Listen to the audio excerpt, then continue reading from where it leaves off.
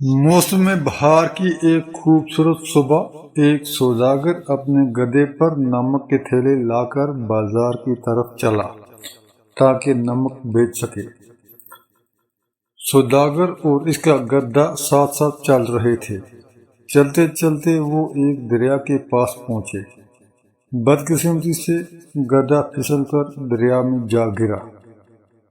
جب وہ اٹھ کر دریا کے کنارے پر پہنچا تو اس نے دیکھا کہ اس کی پیٹھ پر لدے نمک کے تھیلے ہلکے ہو گئے ہیں۔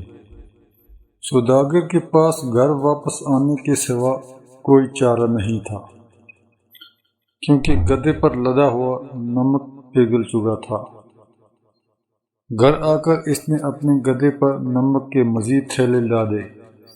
جب وہ پھر سے دریا کے کنارے پر پہنچے تو گدھا اس بار جان بوجھ کر دریا میں گر گیا۔ اس طرح نمک دوبارہ ضائع ہو گیا۔ اب سوداگر گدھے کی چال سمجھ چکا تھا۔ اس نے گدھے کو سبق سکھانے کا سوچا۔ جب وہ دوسری بار گدھے کے ساتھ گھر واپس آیا تو سوداگر نے نمک کے بجائے روئی کے تھیلے اس کی پیٹھ پر لادے۔ یہ جوڑی اب تیسری بار بازار کے سفر پر نکلی۔ دریا پر پہنچ کر گدھا بڑی چالاکی سے دوبارہ پانی میں گر گیا، لیکن اب بوجھ ہلکا ہونے کے بجائے بھاری ہوتا چلا گیا۔